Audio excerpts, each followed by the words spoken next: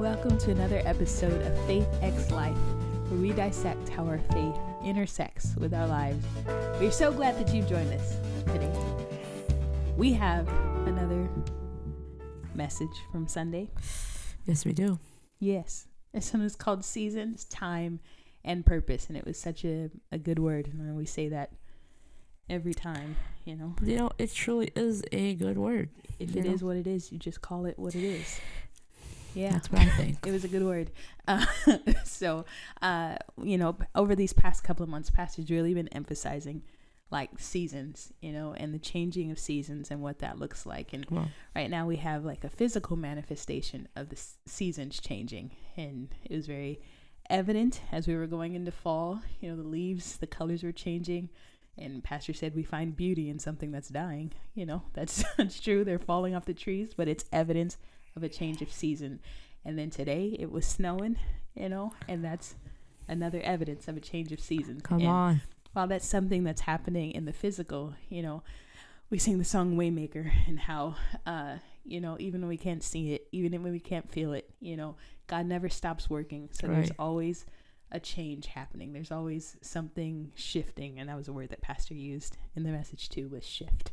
And so for Sunday, there were a few takeaways as Pastor continued talking about seasons, time, and purpose. And the first one of those is that there are some things that God has put you together with someone for completion. And it's such this dichotomy, because our relationship with God is a personal relationship, right? We, when we get to heaven, no one's going to stand there with us. It's going to be us.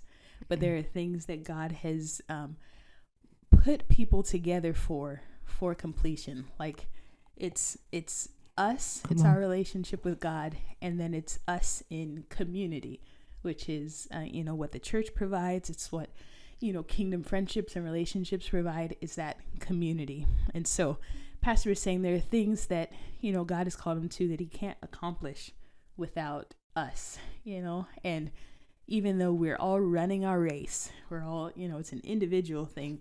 There's still like this destiny that God has placed on partnerships and on community, and how we need one another to fulfill, what God has called us to. So even though we have personal relationship with God, and, our intimacy with God is personal, like there's such a necessity for others. And sometimes in what we're called to accomplish, we need others to come along with us to fulfill. I think that lines up with the people purpose process, because you need people, you need the purpose, and you need the process to fulfill. But at the end of the day, it's to fulfill and complete what you have set out to do on this journey. So you're kind of by yourself, paralleled with people that are there to help guide you through. He also was talking about needing to let go of things that we may be holding on to that keep us from being intentional about that personal relationship, and that we find he's trying to take things away from us, the Lord, and we find things bigger. And it was understanding that if there's anything that's bigger than your personal relationship and how you're going through, and we equate the relationship to reading your Bible, to praying and having that intimate personal relationship of talking to God. If there are things that are obstructing that, then truly we're not going as a personal relationship. We're going based off of how it correlates to how other people help us through our journey, and fulfilling them, fulfilling man, and what is, and that could be anything. It could be ministry, it could be the people that are in our lives, it could be choices of what we choose to do in the moment instead of spending time with him. And so understanding that part plays a role into fulfilling that purpose, and how people play that role in our life. That's good. And in tandem with that point too, one thing Pastor said was that in the midst of sowing, we can gain access to something and lose access to another. That's good. And, we look at that as sacrifice, like one of the harder parts of, our relationship with God. And, sometimes what's required of us to move forward is to let some things go. And I just have this image of, and if we can find it, it'll be on the screen for you, but it's this little girl, and she has this teddy bear in her arms, and Jesus is kneeling in front of her, and he has a really big teddy bear behind his back, and she can't see it, and God is asking for her teddy bear, and she's saying, but God, I love it, but wow, God, I that's love good. it, and he has this really big one behind his back. She can't see it, but she's holding on to what she has, what she can have, not knowing that what's coming or what he has, if she would just release it, would be greater. And it's that tension between like trusting God, but also looking at what we have and being like, but I love it, Right. But I love it.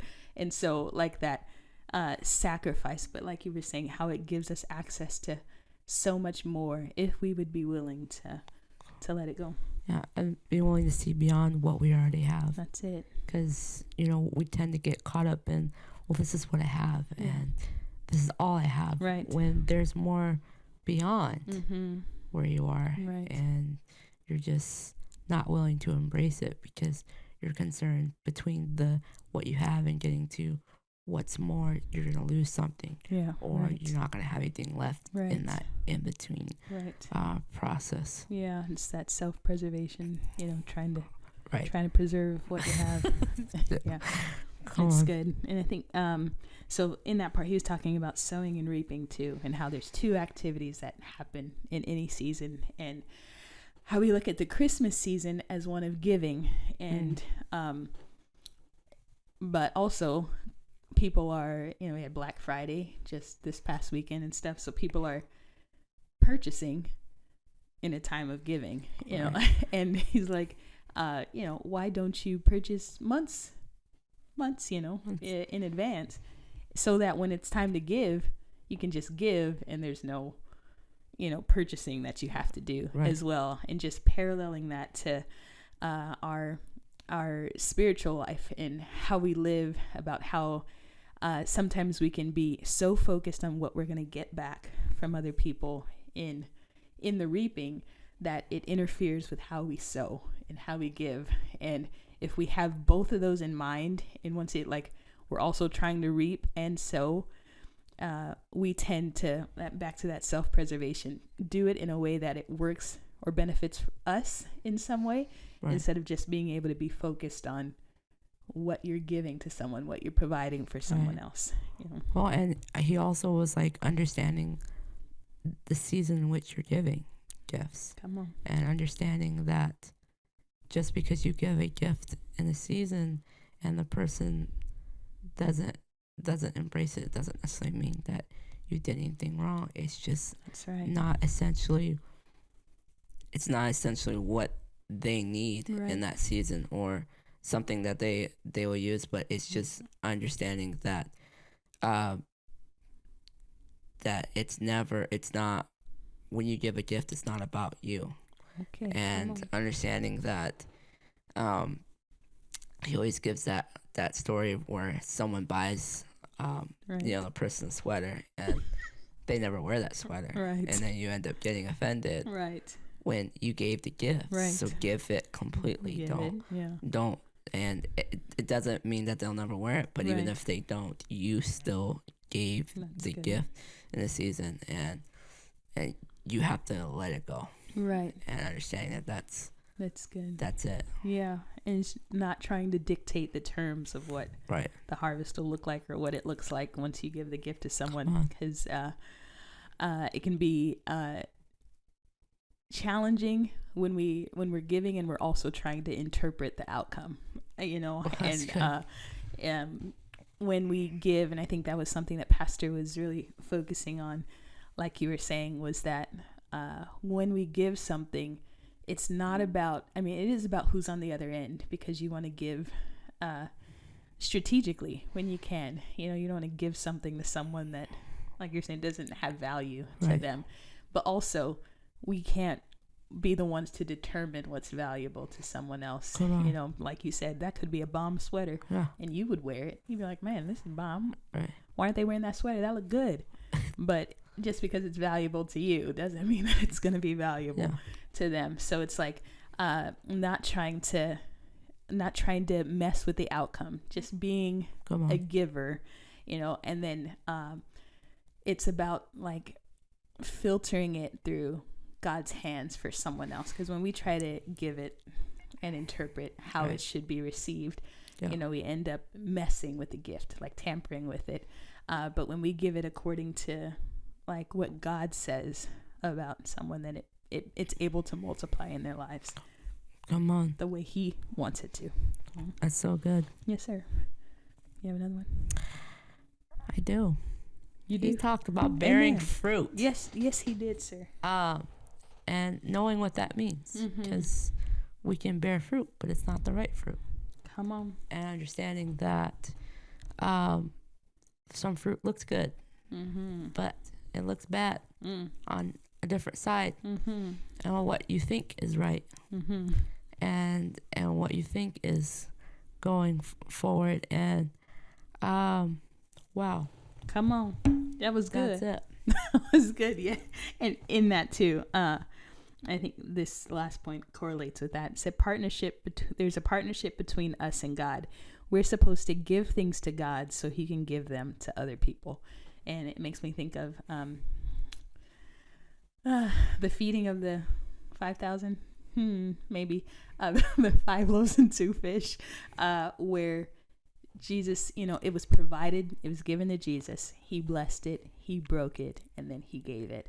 And regardless of what we give to God, even if it's just, you know, little, or it looks little, like when it's filtered through God's hands, it becomes exactly what it needs to be for the other side of the situation. So that's good. We can if we can just work in partnership with him, and that was it. Like the fruitfulness was like letting our lives, and that's what Pastor said towards the end of the message, like letting our lives be a gift, you know, letting who we are feel the need of those around us, you know, because this Christmas season, you know, it's a time where people are focused on like the giving, and you know, Jesus is the reason for the season. You hear that, but living that out, like letting his life be evidence on the inside of us, so that what we give to others is a reflection of him.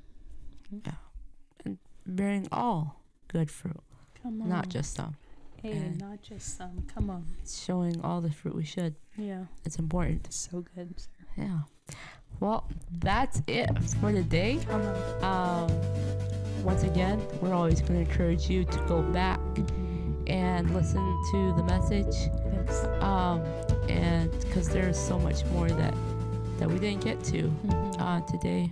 But we just want to say thank you for joining us for another episode of Faith X Life, where we dissect how our faith intersects with our lives. We'll see you next time. Cool? That was you. That's okay.